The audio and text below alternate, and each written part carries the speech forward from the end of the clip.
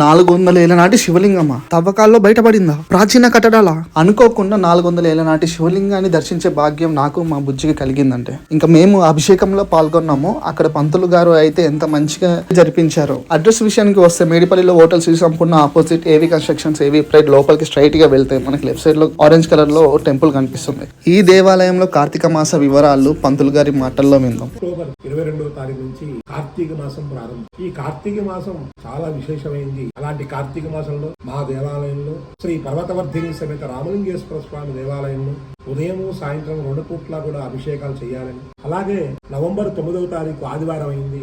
ఆ రోజు స్వామివారి యొక్క నక్షత్రం ఆరుద్ర నక్షత్రం.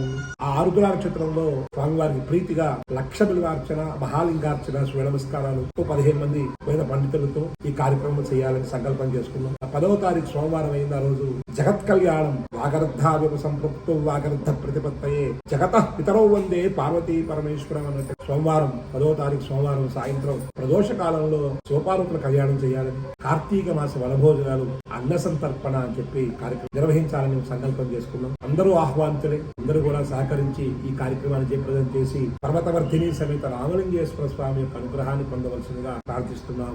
విన్నారుగా, అదండి మ్యాటర్. సో ఈ కార్తీక మాసంలో నిత్య అభిషేకాలకు గానీ, నిత్య అర్చనలకు గానీ, లేదు అన్నదానాలకైనా గానీ దాతలు ఎవరైనా తమకు తోచినంత సహాయం చేయగలరని మనవి. సో ఇందాక నెంబర్ ఇచ్చాను కదా, పంతులు గారి నెంబరు. ఆ నెంబర్కి ఫోన్పే కానీ జీపే కానీ వేయచ్చు, లేదు టెంపుల్కి వెళ్ళి డైరెక్ట్గా పంతులు గారిని సంప్రదించవచ్చు. ఈ కార్తీక మాసాన్ని ఘనంగా జరుపుకుందాం. ఫుల్ వీడియో మన యూట్యూబ్ ఛానల్లో ఉంది, కింద లింక్ కూడా ఇస్తాను. Don't forget to subscribe to our channel.